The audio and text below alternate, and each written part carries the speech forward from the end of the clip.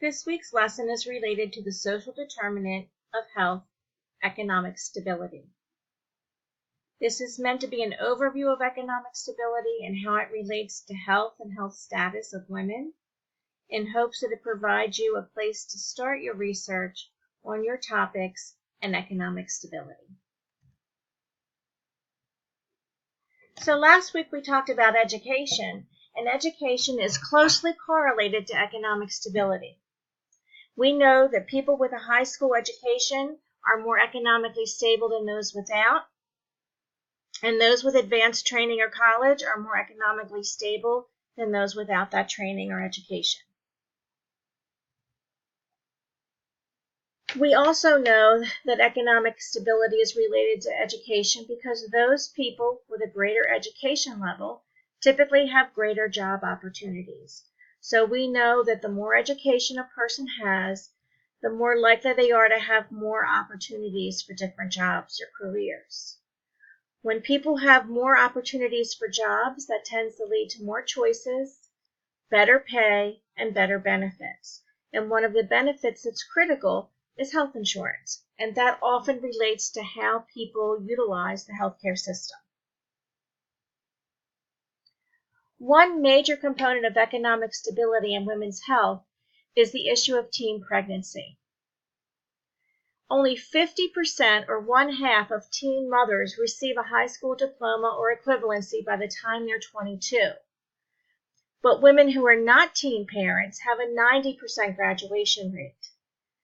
That means just being a teen mother limits education for half of the people who are teen moms, and that limit in education tends to lead to less economic stability for them and their children. We know that more minorities than whites have teen pregnancies, and we know that more females who live in poverty have teen births.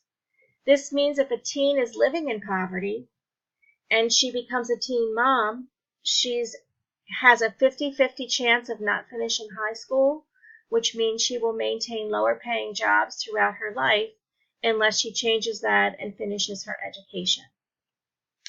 When this happens, the cycle of poverty then continues. There's also a pay equity issue when you look at economic stability, because men overall tend to have more economic stability than do women. In 2019, the labor statistics showed that women make 79 cents for every $1 that men make in general. And while that may seem okay, it's actually worse than 2018. In 2018, according to the labor statistics, women made 81 cents for every dollar that men made. So when you look at the data just by fact of how much money women make compared to men, it's showing that we have less economic stability this year than we did last year. Another aspect that affects economic stability and pay equity are that if men and women are in the same job and are performing at the same level, men typically get better bonuses or higher bonuses than do their women counterparts. So those bonuses would make men more economically stable as well. One of the major aspects of pay inequity is what it does to retirement funds. Retirement funds are seriously impacted in a negative way due to the inequity. This is because employers usually put a percent of salary into a retirement fund. So if a man is making $100,000 a year, 3% of that is more than if the woman is making $79,000 a year. So every year with pay inequity, women get less money put into their retirement funds than do men in the same jobs with the same performance level. That negatively impacts health because as women get older, they have less money for retirement, and then they end up living with a less economically stable lifestyle, which will impact their healthcare choices. In regards to healthcare, there are several things that we know about women in healthcare and economic stability. Women overall tend to have lower paying jobs than do men. And due to childcare, that affects their lower paying jobs and less demanding jobs.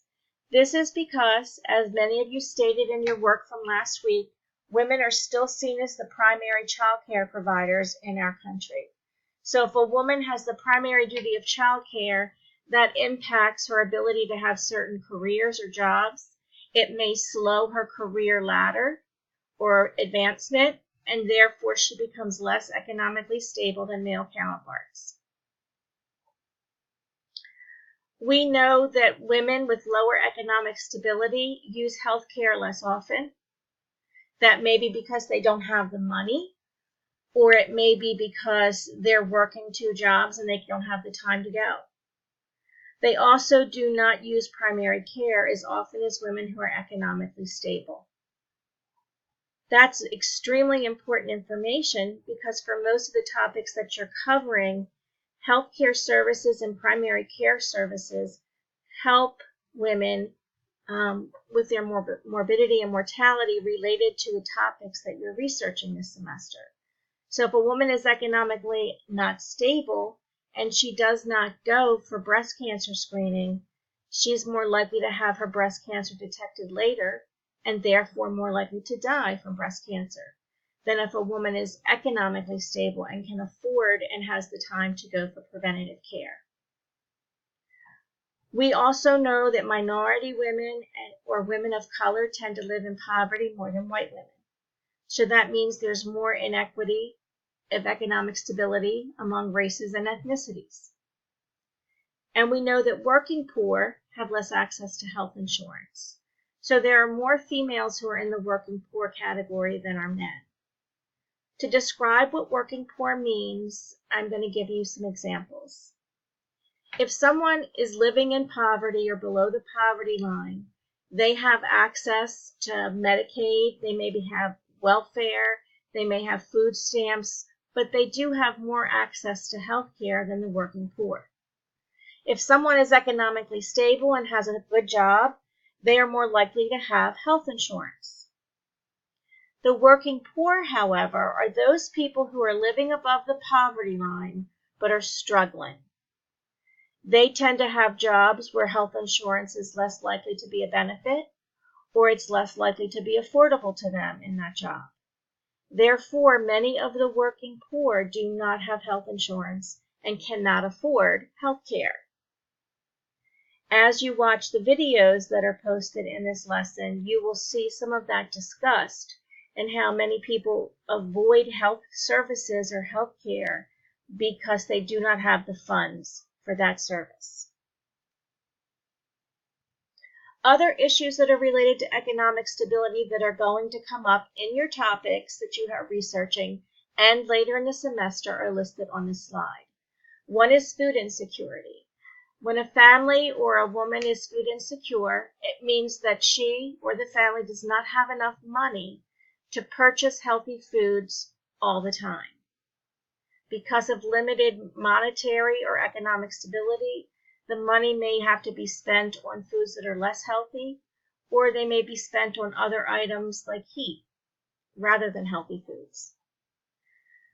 People who have lower economic stability tend to live in food deserts, and a food desert is a place where you are less likely to have grocery stores that provide healthy food choices like fresh fruits and vegetables. People who live in food deserts are much more likely to have fast food restaurants, sub places to buy pizza and subs, or corner grocery stores that do not typically stock the fresher and healthier foods. Women with less economic stability tend to have fewer safe places to exercise. So if a woman is not economically stable or living in a way that's less economically stable than other people, she most likely will not have money to join an exercise group, whether it's the YMCA or some other exercise facility. And then beyond that, people who live in a lower economic stability tend to live in neighborhoods that are less safe. So there are less opportunities for them to exercise. There's also a lack of funds or time for both healthy foods and exercise options. If someone is working 2 or 3 jobs to make sure they have enough money to feed their family, that woman is not likely to have time to exercise. Women with lower economic stability have lack of funds for health care, therefore they're less likely to use health care. And that goes to the last item, which is they use preventative care less often, and they use pre- and perinatal care less often. So before a woman is pregnant and while she is pregnant, they typically do not have the same level of health care that someone who is more economically stable has. So when you look at all of these issues that are related to economic stability, and you look at the topics that you're researching, many of these issues go across the topics that you're researching.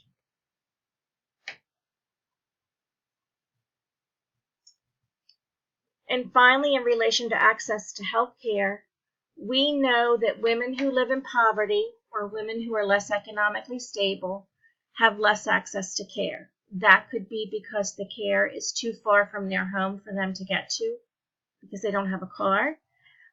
It could mean that they're working a couple jobs and the hours that the services are open are not available. It could mean that they don't have insurance to pay for it and they don't have the funds to pay for it. So overall, they have less access to care. And because they have less access to care, when women live in poverty or have low economic stability, they will have higher rates of mortality in most major disease categories. So I'm going to use breast cancer as an example. A woman who is more economically stable will have health insurance that pays for mammography. Because she has that ability to get a mammography and pay for mammography, she will get preventative care, and if she develops breast cancer, it will be caught early, it will be treated early, and it is almost always curable if treated early. A woman who is less economically stable or who is living in poverty may not have access to any health insurance that pays for the preventative care of a mammography. This means her breast cancer will be diagnosed later. And because it is diagnosed later, she is much more likely to die from the breast cancer. So that's an example of how mortality rates in most major disease categories would be affected by lack of economic stability. People who live in lower economic stability tend to have emotional issues such as depression and anxiety. They have different levels of stress. Because they have lack of access to health care, they may not have access to counseling or services or medications to treat depression. A lot of the neighborhoods where they live have higher rates of violence and drug use. People who have lower economic stability and use health care less often also have higher rates of infant mortality and infant morbidity. So there's more death and illness in their children and infants. And women who live in poverty and who access health care less often also have lower birth weight babies and premature births. So these are some examples. There are many more examples of how lack of access to health care due to economic stability can affect women's health.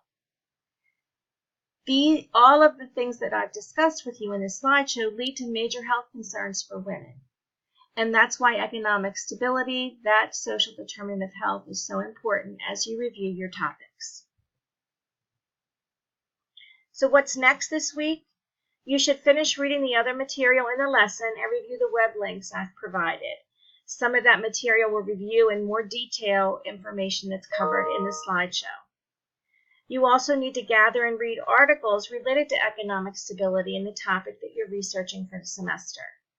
That topic, I've given you ideas on how to research economic stability and your topics. When you see the reading material, there will be a list of ways that you can search economic stability and your topic.